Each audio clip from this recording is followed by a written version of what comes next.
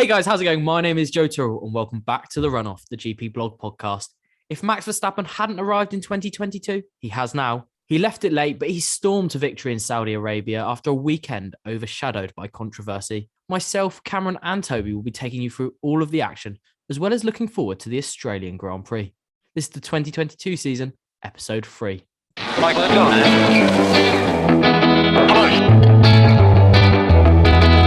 No, Mike, that was so not right. Get in there, Lewis. George Russell, qualified Mr. Hamilton. You are the world champion. Well, lads, we're now 2 races in. The Saudi Arabian Grand Prix is complete. What did we make of the race? I think it was good, and it was better than I thought it would be, in my opinion. I don't really know what I was expecting, but I think the end battle with Max and Charles Leclerc really just topped off a good race, in my opinion. Yeah, I agree as well. I think that it was a really good race last year, and it was a really good race this year. So I'm starting to think the circuit, although it's had some critics, is actually a pretty good racetrack because I thoroughly enjoyed it. Well, Cameron and Toby, the weekend was completely overshadowed by controversy on and off the track. We won't dwell on the stuff off the track too much, but on the track, the track has been criticised for being too narrow and as well as being really quick, so it doesn't really make for a good combination. Do you think this weekend, the Mick Schumacher crash, do you think that has almost dented the track's reputation long term now? I don't think so, personally. Obviously, it was a big crash, and it's good to see that Mick is okay now. And then obviously there was Nicholas Latifi crashing as well. But I think that's maybe just two small factors, because there's obviously other tracks which are quite narrow and high speed as well. And obviously they will have crashes throughout the season. So I don't think you can blame the track and the narrowness, because although there were the accidents, I think it also adds that excitement as well with the difficulty that the drivers have to adjust to, and they do really well. So in my opinion, you can't falter the track narrowness just because of the 1 or 2 crashes. But maybe that's just my kind of feeling on the overall thing. Cameron, do you agree? Yeah, I think that overall the racing will outweigh the potential risks. And I think the way that F1 is moving towards more street circuits, Saudi is a perfect example of that. And it's proven to be an excellent racetrack, really, in terms of on a Sunday, and even in qualifying, it's been pretty spectacular. So I think that crashes are part of F1. And I think the risk is part of F1. And I think the drivers that are best sort of prepared to deal with that risk succeed. And that's what the sport's all about. So I think it tests the drivers, and I think it's here to stay. Well, yeah, they've signed a huge deal with Saudi Arabia, although they've got another track planned. It's whether they stay at this one for a little bit longer. I thought the problem is I think the track is too narrow because it is such a quick circuit, but it has thrown up in the space of 100 odd days 2 of the best races we've seen over the last 2 seasons. I think you're both right in some respects that it's producing good racing, so why would F1 change, really? But the safety factor is something they'll have to consider, because that Mick Schumacher crash was huge, and thankfully he's all right. I mean, obviously the Latifi crashing, and then there was plenty of incidents last season, so we'll just have to wait and see on what they decide with the track going into it. But on the race itself, Max Verstappen stormed to victory, but he left it late, lads. Was there a little while where you thought Leclerc might hang on? I did, but then again, when I saw the pace of Checo, I kind of expected Max to come through at some point. And I think the fact that Max did come through and we saw another clean battle really emphasised the kind of the successfulness of the race itself. Yeah, as well, I'd echo the fact that I think Charles had the pace, but I think Red Bull's straight line speed was just too good, really. I think obviously Leclerc had the advantage in the first sector, and then Verstappen was quicker in the last 2 sectors. And I think that if Leclerc had a bit extra pace on the start finish line straight, then I think he would have re-overtaken Verstappen, but he just didn't quite have it. I must say that I think, Verstappen was well worthy. Yeah, Red Bull looked good all weekend, but it was a point on Friday and Saturday where it looked like Ferrari really were the team to beat. But fair play to Red Bull. I think they've pulled it back really well. And what I found most impressive about Red Bull is it's not just their speed through the corners. they seem to have the quickest car in a straight line as well, which has maybe not been the case in recent years. Yeah, they definitely have the quickest car on a straight line. I think Adrian Newey was talking about it before the race, and it's clearly something they focused on. Deficit they had to Mercedes last season, so they've definitely worked on it, and they now do have the quickest car on a straight line. And it showed because Leclerc simply couldn't, match Verstappen's pace on the straights. There's still a few engine concerns for them, though, with Yuki Tsunoda pulling out before the race had even begun. That's something they have got to work on, because not only is it affecting Red Bull, it's going to spill over into their sister team, isn't it, Toby? Yeah, but I think that's something that will come as we progress through the season. I believe I said it on last week's podcast, where it is still a learning curve, and we are only 2 weeks into the actual season. So it is a major issue that they do need to sort out. However, they do have time. But does this kind of engine failure thing occurring so early in the season maybe hamper their progress later on? I don't know, and I'm a bit worried that it could, which could then obviously kind of halt their chances of maybe pushing for the constructors or even the drivers' championship. Sorry. So it's something they do need to address, but I think they do have. Well, obviously they do have the time to sort it out, and they probably will. Well, if we thought Bahrain was dramatic, Saudi Arabia was on a level, if not more dramatic. So we'll get into our winners and losers of the Saudi Arabian Grand Prix now. Cam, I'll start with you. Give me your first winner. Now, my winner isn't a team or a driver. It's a battle between Max Verstappen and Charles Leclerc. That's my sort of winning thing from the Saudi Arabian Grand Prix. And it's simply because we've gone 2 races now into the 2022 season. We've seen 2 battles between Max Verstappen and Charles Leclerc, and they've been clean throughout. They've been happening on persistent laps. It's not a one-lap showdown. It's happening over consecutive laps, showing that the regulations have had an impact, that cars can follow. And once you've been overtaken, you can then overtake again. And I think it was, again, another display of clean racing and excellent racing. It was thrilling to see. I think the point where they both sort of slowed down before the DRS detection zone, trying to gain an edge and then sort of accelerating away down the straight was strange to see, but it was obviously shows that there's a tactical side to F1 as well as sort of who can just drive the fastest. And it was really, really good to see. I think it's notable that Verstappen and Leclerc have gone so hard in battles, but there's not been any contact yet, which I think is testament to both drivers. Something you couldn't say last season, when I think Verstappen was probably a little bit too aggressive. I think he's maybe learnt his lesson, and I think Leclerc is also just pushing him. Who Leclerc himself is a pretty aggressive driver, especially when he's in the lead, as you saw at the 2019 Italian Grand Prix as well, when he was defending from Hamilton. So I think those two are going to compete for pretty much every single race win this season. And I, for one, thought it was absolutely excellent in Saudi Arabia. Toby, do you think a collision between the pair is inevitable? Maybe, but Cam and I were chatting before we started recording, and Cam mentioned how he has matured, or it seems as though Max has matured a lot more in regards to the moves he's making and kind of pulling out of. So I think probably at some point this season we will see a collision, but I don't think we can say it's going to happen as much as it was last season with him and Lewis, in my opinion. Yeah, last season it seemed as if every other race, Lewis and Max were wheel to wheel, touching, there was contact. But thankfully, so far, both drivers have kept it relatively clean, and long may it continue, because it's stacking up to be a brilliant battle between the pair. And let's hope Mercedes and George Russell and Lewis Hamilton can join that party as well, because that'll only add an extra dimension to it, and I think it's a matter of time for them. Toby, I'll stay with you though. Your winner from the Saudi Arabian Grand Prix. I'm going a bit out there with mine, and I'm highlighting the British drivers. So my winners are George Russell, Lando Norris and Lewis Hamilton. I think they, as a collective, all performed really well, all scored points. So Lewis finished 10th, Lando 7th and George 5th. But I think I kind of mainly highlighted these as my winners because Lando and Lewis both obviously didn't have the best of qualifying days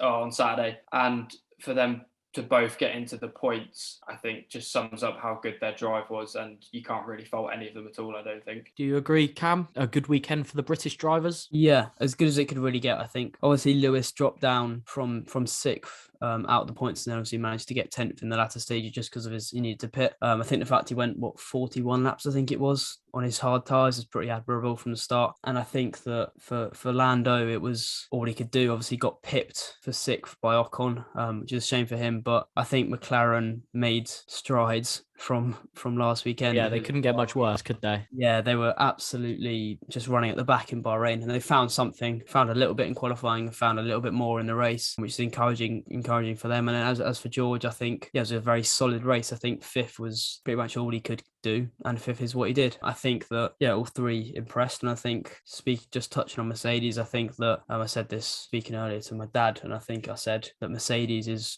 fifth and sixth looks pretty nailed on. Obviously, Lewis didn't get sixth today, but if he has an actual normal qualifying session where he isn't knocked out in Q1, I think fifth and sixth is where Mercedes are at. And I think until they sort themselves out a little bit, fifth and sixth is where they'll be. And then as for Lando, it's just trying to score points, I think, from McLaren and just trudging along a little bit. I know Mercedes aren't the winner this week, but I think it's fair to say, I'd say their potential is quite high this year, even though they're not there yet, given the amount of struggles they're having. And I thought the last two races, I thought the Mercedes looks like the worst car on the track, and still they're fifth and sixth. So it suggests that once they overcome those problems, they'll be right up with Red Bull and Ferrari, doesn't it, Toby? Yeah, I fully echo what you're saying there. I think it is just a waiting game. Like you mentioned, they haven't looked good at all, but I think that's probably the fact that they've scored points and look fifth and sixth is probably testament to their drivers and the skill that George Russell and Lewis Hamilton have shown in the pretty poor Mercedes car. Just shows the upside that they can have when they get it sorted. So I think much like a lot of I know I said it about Red Bull and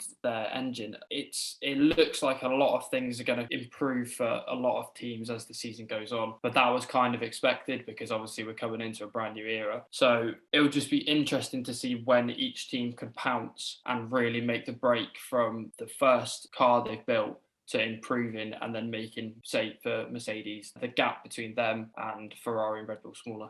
But I think they do run the risk of leaving it too late this season. I think Mercedes at the moment are kind of just in a bit of no man's land. And then on TV, we saw maybe two or three shots of George Russell all race. And I think if Hamilton had been where he was, it would have been the same. I think they are very much just in no man's land. And I think if they don't fix things in the next couple of races, sort of the season will effectively be over for them, because I think third is kind of all they're going to achieve in the constructors. I can't see them bringing an update that will make them faster than Red Bull and Ferrari, because the gap looks huge. So I think third is sort of just making through the season, and finishing third is all Mercedes can really achieve, I think, really. We'll have to wait and see, because we last week wrote off McLaren, and this week we might be writing off Mercedes, but we'll wait and see. Mercedes, it's the longest season in Formula One history, so only time will tell. But Cameron, Williams, they're having a bit of a shocker right now, and they are your loser this week. Yeah, Williams loser. I think they've appeared in our loser section every week, every episode now, and it looks as though they are back to the bottom of the grid. Obviously, they were sort of the third slowest team last year. Looks like they're the slowest team this year. Nicholas Latifi had another crash in the race. Disappointing for him. He was obviously running last anyway, so it didn't look set for a good finish in any regard. And obviously Alex Albon also retired after crashing with Lance Stroll. Latifi's looked like it was just a spin and he's crashed out. Albon obviously dove late on Stroll in turn one. Probably his fault. Maybe a racing incident, but probably more Albon's fault than Stroll's. And overall, Williams just sort of lagging around the back. I think Albon was sort of competing with the Aston Martins and whatnot, but Latifi was completely out the race, and Williams appear to be 10th again. They had the promise this year of closing the gap to the midfield, and it looks like they've gone backwards. It really looks like the Mercedes powered cars are really, really struggling right now, aren't they, Toby? Yeah, like we mentioned prior, it's really just not looking good for Mercedes or their powered cars. It's annoying that, like Cam said, that Williams have been our losers for every single episode so far, but it just really isn't looking good for them at all. Aston Martin just don't look it as well, so I really have no idea what's happened with the Mercedes engine, but it's curtains, I think, for the teams with the Mercedes engines at the moment. Yeah, it looks like it could be a long season for Mercedes and Mercedes' powered cars, but we'll have to wait and see. A lot of people will be hoping they can turn it around, and I'm sure the teams will be hoping so too. Otherwise, as Toby said, it's curtains. Toby, your loser this week, who is it? I feel like I might get some stick for this, but mine is Sergio Perez, mainly because it looked like he could have the victory and then uh, kind of got screwed over with the pit stop and ended his race pretty much from then because he was just kind of stuck behind Charles Leclerc and Max Verstappen. And then off the restart from the safety car, got beaten off that by Carlos Sainz and then was stuck in fourth for the whole of the race. So from going from first and looking very strong, maybe he wouldn't have won, but he kind of got screwed over, and I feel like that just ruined his race. Yeah, it was unfortunate for Perez because I'd say I would kind of agree that he is a loser, but it's through no fault of his own because he did a brilliant qualifying session to take his first ever pole position. He was cruising in the race. Like Leclerc couldn't close the gap to him. Verstappen was in P3 and it looked like Perez would just cruise to victory. And then we had the whole safety car problem. Safety car came out. Checo didn't pit. Then he had to pit. And, well, he pitted early, didn't he? Sorry. So it really backfired for him, that pit stop, didn't it, Cam? Yeah. I think, obviously, Ferrari played the ultimate bluff game. So, obviously, Leclerc calling his engineers saying he's going to box to overtake. Brought all the Ferrari engineer pit crew out. Red Bull followed suit, brought Perez in first. Leclerc then obviously didn't go into the pits. A lap later, the safety car comes out. Leclerc gets a free stop, comes out first, and Perez is down a third. Then obviously he's beaten to the line by Sainz, and then obviously has to give that position up. Is in fourth and can't really do much from there. So yeah, no fault of his own because I think Perez was set for a win there. He was quicker than Verstappen in qualifying. Looked really good in Q3 especially, and I think the win was certainly on the cards, and I think he probably would have held off Leclerc based on the speed that Verstappen had, and obviously Leclerc couldn't really close up to Perez at all when Perez was leading. So yeah, unfortunate for Checo because I think he deserved the win. Yeah, he is a loser this week, Perez, and I'm sorry. I can't take that one away from him. But what's really nice to see is this season, it seems as if he's got a car that suits him. And it's really nice to see because in the past, Red Bull's other cars, second car, has been so heavily hampered by the fact it's orientated towards Verstappen. Whereas this year, Perez has got a car that clearly suits him and he's getting some great results in it. Toby, I'll come to you.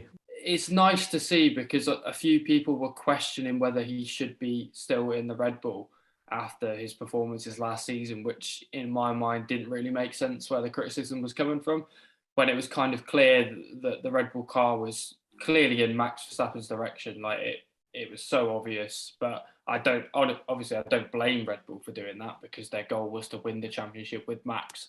But this year, with the car looking like Checo is okay in it and looks comfortable, like you said, Joe, it maybe gives Red Bull more of a boost because now they have Checo. Well, I say they could have Checo in the top 10 for every race, which will help Max. Whereas last year, sometimes Checo wasn't even getting out Q2. So I think it's definitely a bonus and something to look forward to as a Red Bull fan. Yeah, lots to look forward to for Red Bull, even if Sergio Perez was this week's big loser. However, we are going to look ahead now to the Australian Grand Prix. Right, lads, it's been 3 years since we last visited Melbourne, Albert Park, and the Australian Grand Prix. The last time we were in Australia, it was really bizarre scenes when you had COVID taking over the world and you had the race officials all stood there, no social distancing. It was very different. It was a really bizarre set of events. It's a very different world to what we lived in back then, isn't it, lads? Yeah, definitely. I think that was the start of when obviously the season got cancelled, like the night before the race or whatever ended up happening. So back there, obviously haven't been there since 2019. So it's been a long time for Australian fans to see a Grand Prix live, and hopefully it's a good return. Well, I know the Australian Grand Prix, it's going to be a pretty early start, something like a 6 a.m. start. I don't think I'm going to get up for it. I'll be honest, Albert Park is probably my least favourite. Well, it's up there with Paul Ricard as probably my least favourite track. It's just really underwhelming. I think it's a boring place to start the season, so I'm glad we've moved it away from there. Bahrain's Bahrain's cooler in my opinion. But yeah, it's just a bit, I don't really care about it. And it doesn't help that it's at 6 a.m., does it, Toby? No, not at all. I was saying before we started recording that I don't really like Albert Park because I can't do it on the F1 game. And I think that kind of just sums up all of our feelings with the early start and everything. But I think the one thing to look forward to is it's Daniel Ricciardo's return to Australia for the first time, or like racing wise for the first time in years. So that will be a good spectacle, and you know that the Australian fans are going to be buzzing for that. So yeah, it'll be hopefully a good race, but I don't think I'll be getting up to watch it. Yeah, we have to hold our hopes out that Verstappen and Leclerc can pull something out the bag, because I'm not overly optimistic for a good race. But what do I know? 2021 and 2022 so far have completely blown expectations out of the water. So we'll just have to wait and see. As of recording this, Alex Albon has just been given a free-place grid penalty for his involvement in the incident with Lance Stroll at the end of the Saudi Arabian Grand Prix, which means he'll start 3 places further back, which means it's probably going to be a pretty difficult race for Williams, isn't it, Cam? Yeah, makes things that have been pretty poor even worse. You imagine that Albon will probably start P20 now, given the fact that Williams haven't made it out of haven't really looked like showing anything much. They probably won't make it out of Q1. So it makes things a lot harder for Albon, who I think has had a pretty decent start given the circumstances, pretty decent start at Williams. But yeah, it's not ideal news. I think the decision's it's a bit harsh on him. I think he was more in the wrong than Stroll for the incident, that's for sure, but potentially a racing incident. And I think the Australian Grand Prix is going to be a pretty hard one. I think I'm going to be the only one of us three actually watching it because I'm up early for a flight that day. So that's the only reason I'm getting up for it. Well, it's an early start. We might not get to see the results at the time. But lads, as we always do, I want to hear your predictions for the Australian Grand Prix of 2022. Cam, I'll start with you. Who is your race winner? Well, I think it's one of two names, really, based on what we've seen so far. Just going to completely stab in the dark, go for one of the two. Max Verstappen will win the Australian Grand Prix. And Toby, are you going to go the other way? I was going to, but now I feel like that might be a bit boring. So I'm going to say Carlos Sainz. Oh, I wasn't expecting that. Nice. Carlos Sainz. It'd be nice to see someone different at the top of the podium, wouldn't it? And he deserves it. Of all the drivers, I think he's always been like P3. He's never got a proper nice top result. It'd be great to see Carlos Sainz at the top of the podium. Yeah, definitely. I would love to see Carlos win a race. I think he will this year. I think him and Checo will both win races because I think, like we discussed earlier, the Max and Charles battle could get feisty, although it's been clean so far, it could do so. Sure, I would love to see a Carlos win, to be fair. Well, Saudi Arabia was a thrilling race. We've got Australia up next. We don't know if we'll get up for it yet. Hopefully, we'll see you in 2 weeks' time for the next episode of the Run Off the GP Blog podcast. But from me, thank you very much for joining me, Cam and Toby. Thanks for having us, Thank mate. you. And I will catch you next time. Michael and John.